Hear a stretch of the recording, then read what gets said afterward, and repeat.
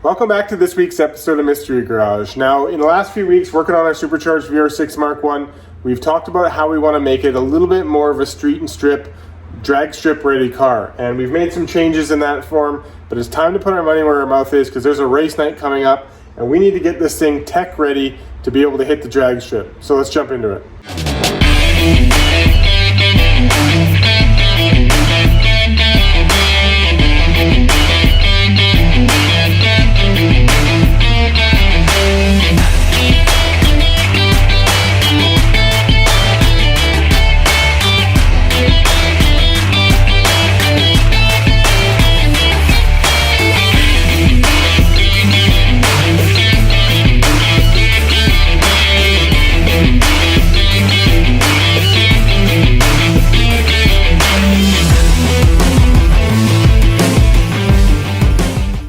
Alright, welcome back. We got a lot of work to do today, and there's no time to waste. So here we go. We got the tech information that we need. We're going to go over the car and quickly talk about everything that we need to do. And this might be a good information session for guys who want to hit the drag strip but haven't yet. Every track is a little bit different, but for the most part, a lot of this stuff is pretty common. So going through this sort of stuff, addressing some of these issues, it's good to talk about in case you guys are interested in doing the same or actually do the same yourself. We'll go over some of the details. So let's jump right into these tech rules. Okay, if this is something you're not particularly familiar with, just head over to your drag strip website or give them a phone call and they should be able to give you access to their tech information. Some of the stuff when you get into true classes, you're gonna have an NHRA book to go by, but for this, it's just a street legal drag strip type thing. So this is stuff that they make up that kind of fits their safety plan, their insurance model, that sort of stuff. So again, some tracks might be different. They might require more, some tracks might require less, but here's what I need for mine. So street legals, basic tech rules and regulations, all cars must have seatbelts. Now in today's episode, we need to put seatbelts back in because I did take them out just to put in the new seat. And I said that I wanted to also be able to retain the factory seat belts, but in time I'd like to put in some 5-point harnesses. We're not at the 5-point harness stage yet because I don't have a harness bar or anything like that. So we're going to throw back in the original seat belts. I'm actually going to use a set of black ones rather than the blue ones I had. So seat belts got to go back in.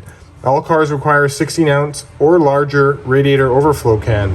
Currently in this car right now, I am running the Eurowise bottleless system, but it does have an overflow, and right now the overflow just goes to atmosphere down there. So we're gonna have to throw that into a catch tank. You can just use a bottle, like a pop bottle, put it in the lid, that sort of stuff. But because this car is gonna be more or less a dedicated drag car, street and strip type style, it's gonna be at the track a lot. I might as well do this correctly. So I went out and grabbed a Moroso, I believe this is a 20-ounce overflow tank. So we're gonna install that. We're gonna do it nice, neat. I'm actually gonna try and hide it for the most part, just because they are kind of ugly. So that's got to get done today. All vehicles must drain antifreeze prior to racing, except for 1995 or newer. Stock cars and trucks with sealed factory coolant systems. Well, that's not the case for us. So we're going to have to drain out our Euro antifreeze and fill it with water, which isn't a problem. Like I said, because this car is going to be more or less used at the track a lot, it makes sense just to do all this stuff properly. No plastic or glass fuel filters allowed. Here in this car, I'm lucky enough, I installed a metal one to begin with. So there's our fuel filter there. It's aluminum, we don't have that issue. So we passed that point there. Moving along, no plastic oil pressure lines allowed. This car currently doesn't have that. I don't have the aftermarket gauge for oil pressure. I do have water temperature, but again, that's an electrical gauge. Vehicle's windshield must be crack free and must have all vehicles must have a functional neutral safety switch. That's more or less for an automatic. And this window, thank God, is more or less, actually it's crack and chip free. So that works out in our benefit. Moving right along, all batteries. This is where we hit a kind of a big one. All batteries must be securely mounted, no bungee cords. I don't have that as an issue, but batteries may not be relocated into the driver or passenger compartment. A rear firewall is mandatory when relocated batteries are in the trunk. Or you can use a sealed battery box, which is what we have. So if the sealed battery box is used, it must be vented outside the body, which I have, and I'll show you guys that in a second. However, when a battery is relocated, a master power cutoff switch must be installed on the rearmost part of the vehicle. So that's a huge part of today. So let me show you what I mean by that. Is you see inside here, here's the battery box. As you can see, it's a sealed Moroso box. There is the vent pipe that vents it out to atmosphere. I went through the wheel tub and it goes down outside. So that's installed correctly, but what's not installed here, and I've loosened this cable up because I just wanted to see how much length was in it. What's not installed here is a battery shut-off switch. So what they're looking for is in case of an accident or a rollover or what have you, and the track officials come running to the car and they want to be able to shut it off, having a rear-mounted shut-off switch somewhere on the back of the car to allow them to just turn it off, which will kill the car, is something they require when your battery is mounted inside the vehicle. Especially because if your car was ever in an accident and got crunched up, they want to make sure that there's no electrical sparks that may catch the car on fire, so they can shut down your electrical system from outside the vehicle, whether it's upside down, right side up, what have you. It gives them quick access. They want it or need it in the back of the car so they know where to go immediately. So the one thing that's kind of counterproductive with these American models is the taillights are so long that it gives me no real good place to put the switch. Generally speaking, if this is a European model, this part of the taillight wouldn't be here, and I could easily just mount the switch next to the license plate and it wouldn't be a problem. But with these long taillights, you don't really have enough place to put the switch between where the license plate goes. So that would require you to put it down here. I'm just not a huge fan of drilling holes in my car that I can't cover up, or down the road I can weld and fix it, but doing so on an edge that's like multi-level like this with a switch too, it also won't look that good. So what I've decided to do is we're gonna actually mount the switch dead center of the license plate, and I'll show you guys the switch in just a second. But my idea there is that we can have the sticker, the shut off, that sort of thing. If we want to do it down the road, we can take the plate off so it exposes the switch, makes it really easy to find. But in the event that I don't want to have the switch exposed or what have you, the license plate can cover it, and I'm actually just going to have the switch head itself exposed on the plate. So it'll just look like a little metal tab in the center of my license plate. It won't really be that noticeable, but the switch will be located there. So the switch I picked up was this one. And I had to buy a bunch of goodies to make this work properly. So I bought a bunch of wires, a bunch of ends. I actually got another 20 feet of wire, and we'll explain that in a bit. But here's the shut-off switch. Here's what you're going to see sticking out of the back is literally just this tab. Behind the plate, I'll have this sticker mounted. So if I ever was getting a little bit more serious with drag racing, I'll just remove the license plate and this thing will be properly labeled and everything. On top of the license plate, you'll just see this knob, and I'll show you guys how I'm going to execute that later. But the one thing that it requires me to do, which is the part that's going to be a little more time consuming today, is you guys have to remember that when you shut a battery off, it doesn't kill the vehicle. Because if your alternator is hooked up correctly, the alternator will then power the vehicle without the battery being connected. So if I just put the shut-off switch at the back of the car where the battery is located and killed the battery, the engine would still stay running. The track requires the car to actually be shut down when the switch is activated. So if you turn the switch to the off position and the car is currently running, the car needs to shut off. So that means we need to wire in the alternator as well. So we have to actually carry alternator wiring from the front to the back to the switch to make sure the car was shut down when required to do so. So I believe it says it somewhere in here. No, it's somewhere else. I forget where I read that. But the requirement is that the car needs to be shut off. And I knew that going into it anyways. You want to be able to make sure that the vehicle is shut down, even in the wiring of this, which is the requirement. When the switch is turned on, start the vehicle, turn the battery switch to the off position, and the vehicle should stop running. If not, recheck your wiring as per the diagram below. So we need to do that. So that's why I bought all this gear, is because we need to cut a lot of that in. So I'm actually going to redo a fair bit of that setup there. I'm actually going to put a fusible link in there, as well as, which is, where is it? Right here, actually. So we're going to put a fusible link in there as well. We're going to hook up the switch properly. We're going to wire the alternator back to the back as well. What else? I also picked up some plugs. We're going to do that later today just because I haven't done that in a while. But moving back onto the list, sorry guys, that's really about it. You can't have any loose stereo equipment, which isn't a problem. I don't have any of that. Drivers must wear full pant legs, and long shirts. T-shirts are okay, but you can't have any short sleeves, anything like that. Then it talks about speeds. So about when you need to wear a helmet if you're 1399. And again, guys, I've talked about it a few times. I don't really think this car, at least in my first go around, is going to go much faster than, high 13s. I might be wrong, but when you start breaking into 13s, getting down to actually to the 1199s is when you really need to start worrying about helmet issues, full face helmets, that sort of stuff. Because we're already into racing as a family, I already have a full face helmet anyway, so I'm just going to bring it along with me. Never know what this car is going to do, but you never want to get to the track unprepared, actually do better than what you think you're going to do, and then have a whole bunch of requirements. So we're going to take this simple and knock out all this stuff. This is a pretty good list of stuff to do. And for the rest of the stuff in the tech manual, we'll start talking about when you really get faster drive shaft loops and all that sort of stuff, which isn't an issue on a front wheel drive car. But nevertheless, that's really about it that we need to worry about today. It's the coolant overflow, it's the battery wiring in the back, kind of redoing that sort of stuff, seat belts, and then we're pretty much ready to go. I'm going to do a little bit of a quick cleanup on the engine. Recently, we've changed the oil. All that sort of taken care of. We've actually did the coolant, which is unfortunate because we're going to have to drain all that today. But again, let's jump into this stuff, guys. I'm going to throw it in a time lapse because I got a decent amount of work to do, and I'll come back and check in with you when I've gotten a good amount done. Let's do it.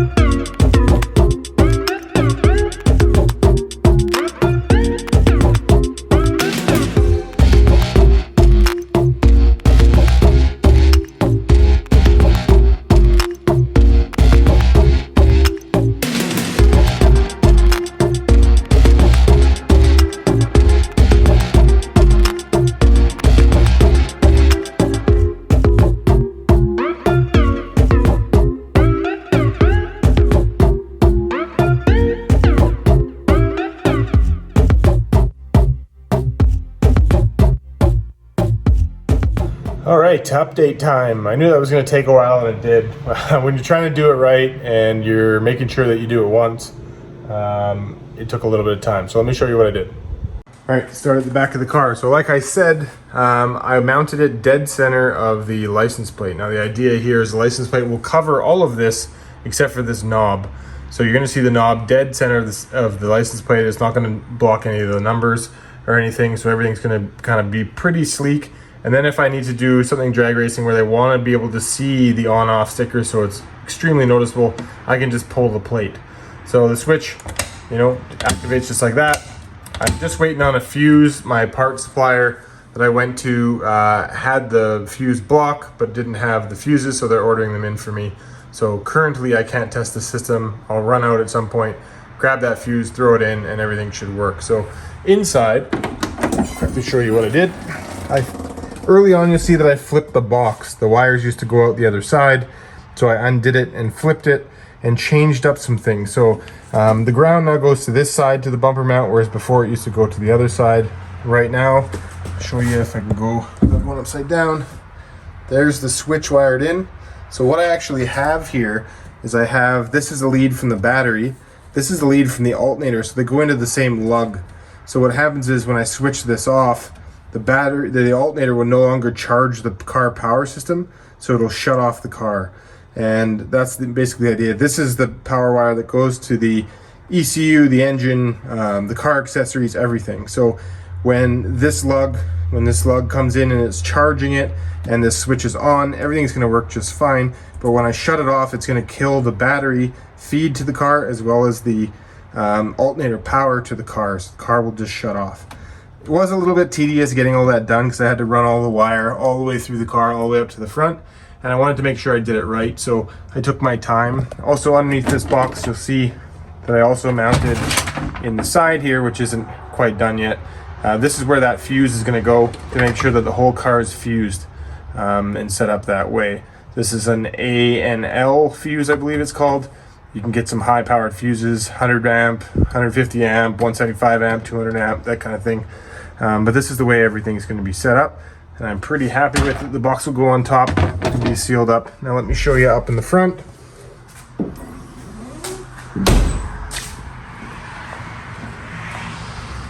Because of the way this is set up, getting to the alternator is extremely difficult. So I didn't actually, I apologize, I couldn't actually show you guys that part. You just saw me in time lapse working on the car at afar. But you can see where I actually upgraded my size of my power lead. I'm not sure what the size was before, but it just looked undersized. So while doing this, I actually switched my current power wire to my alternator, which was my original battery wire, and then I ran a thicker gauge from the battery to here. So it's just a better setup. Since I was doing it again, I thought I would do it right, or make some improvements, I should say. So I cleaned up the terminals. There was a couple extra terminals there that I was able to pull off just to simplify things, and cleaned all that up. You can kind of see where I came through the firewall right there. At some point I'll find some wire cover to throw over that. It was always there, but it's a little bit more noticeable now that there's a bigger gauge wire with it. I do want to try and keep everything looking pretty clean, and what happens is it comes through the firewall and then a wire tucks underneath the frame, the chassis leg. So I want to kind of keep with that kind of deleted look. I've always really liked it, so I'm going to kind of keep in that direction. I'm not, just because I'm making this car a little bit more of a drag car, so to speak, I don't want to make it look ugly. I still want to keep things clean. I still want to do the job right. So taking our time with it. So next up, I do need to do the overflow for this, because this wire right now just goes down to atmosphere on the ground. If there's ever an overflow issue, the track doesn't like that. So over here, like I said, I have this Moroso unit. What actually happens here is there's a petcock that goes on the bottom right there to drain out. Obviously leave it shut off. What it does is it accumulates any overflow, which I won't really have any, but my intention with this again is to keep it simple. I don't want to make it look ugly, and since like I said, I'm going to be taking this car to the track a lot, I want to do it correctly the first time.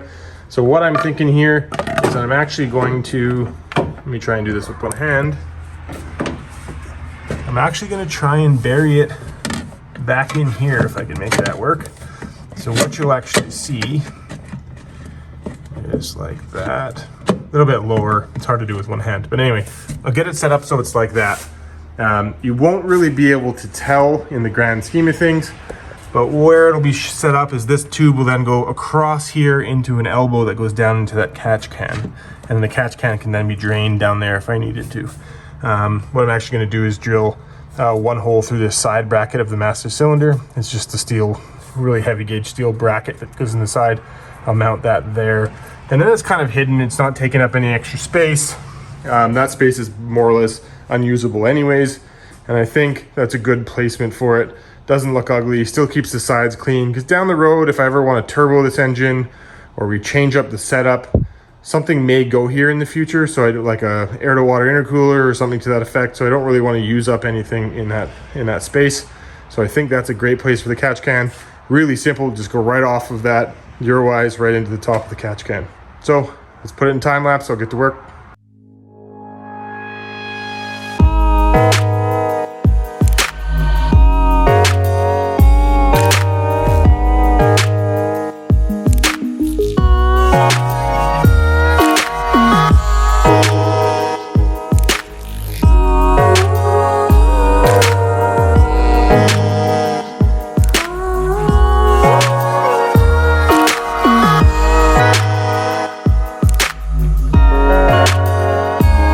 That was nice. That took all of 5 minutes to do. So there you go. You see it's mounted there. We got the line that comes right from the overflow. Perfect. Simple. Can't really see it. I like that. All right, now we need to change the plugs and drain the coolant. So I'll do that now.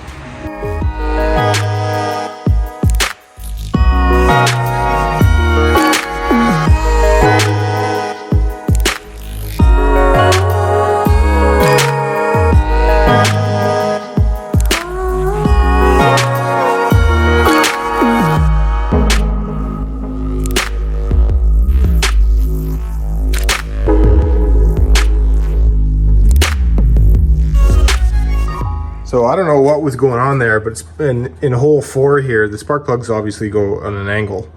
And for some reason, I got my socket down there, I loosened it up, I tried to take it up, pull it out, and my socket got jammed because there's a bit of like valve cover and a little bit of intake and stuff. There's a small little path, but for some reason the interference, I've never had a problem before. Somehow the interference in this hole stuck my spark plug socket, and like it would just keep coming disconnected from my extension and falling back in, and it's too deep for needle nose, so I would have to like put the extension back on, pull it up till it got stuck, and then try and grab it with needle nose. Oh my, that was by far the most frustrating experience I've ever had, just in that one cylinder. The rest of them did just fine, so I don't know what's changed, or maybe I fluked before. That was super annoying. Anyways, as far as the plugs go, they all look pretty uniform, which is a good thing, but overall they look pretty sooted up. So I don't know if that was earlier when I was running the other ECU and it was running really rich, but usually that's signs of either too much running at low RPM, or it's running too rich. It's a fuel air mixture issue. So I'll be able to run it for a little while, especially at the drag strip, and check the new plugs and see where we're at. May at the end of the day end up needing to make some adjustments or something to that effect. But anyways, I'm gonna go ahead and do a coolant flush, fill it with water. I still do need to take care of the seatbelt issue, and then we will be more or less ready to go. I think this car desperately needs a wash before we ever hit the track. But that should about do it for all the different steps we need. Let me go through it one more time with you guys where we left off. So we've done, seatbelt still needs to do. We did the overflow can, drain the antifreeze I'm gonna do in just a minute. Fuel filter wasn't an issue. Oil pressure line wasn't an issue. Windshield is fine. Battery is all fixed. We just need to test it once I get the fuse. Nothing's loose in the driver compartment. Clothing, who cares? Helmet, I'm already set up there. Drive shaft loop is an issue. Plus if I run 11.5 or lower, I would be extremely excited. Again, cars that run quicker, convertibles must have a roll bar if it's faster than 11.5. Not an issue there for me. Would be amazing if it was, but it's not. Cars running 10.9 or quicker, aftermarket, all this stuff is like 10.9 or so, 11.5 quicker, 10.9 quicker, 9.9 quicker. None of that stuff is an issue. Regarding nitrous oxide, use of nitrous oxide is allowed in street legal competition, so I don't think I'm going to go that crazy, but maybe, never know. Motorcycles, all vehicles must be capable of meeting NHRA safety requirements according to the vehicle's ET and miles per hour capability. Further information is in the safety requirements. And then over to this side is just a little finish up part. So that's it. We're more or less ready for tech. There's nothing here that is really an issue anymore, other than the seat belts, which I'm going to fix really quick, and draining the antifreeze. Other than that, I usually do a full once over. You don't want to go to the track with any leaks. For some reason, my oil pan nut was a little bit loose, so I just tightened it up. It was a bit of a seep there. But other than that, everything else checks out. I kind of did a once over while I was in the car looking at everything, and there's no real issues other than the car just being extremely filthy. At some point I'm gonna have to throw the license plate back on, but to be honest with you, I think I'm actually gonna rip this thing to work before I take it to the track.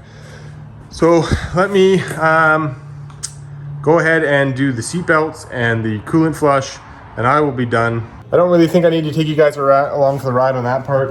You guys know how to flush coolant system. You know, just undo a hose, run cold water through it till you don't see any coolant anymore, and then you're just top it up with water, and away you go. Seat belts, simple stuff.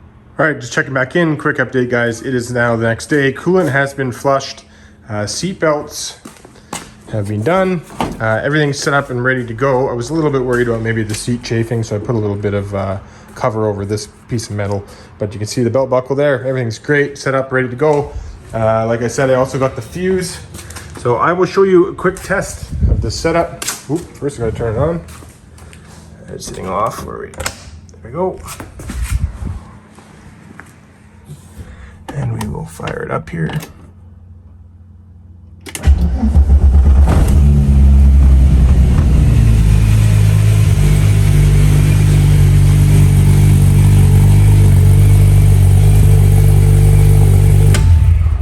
That's what they're looking for. We are track ready, and the next race is coming up really soon. Guys, I've showed you how to do most of the tech requirements. If you guys have any questions, by all means, hit me in the comments. But thank you very much for watching. This car is going to the track next video, as long as the weather cooperates. Thank you very much for watching. I really do appreciate it. Till next time, take care.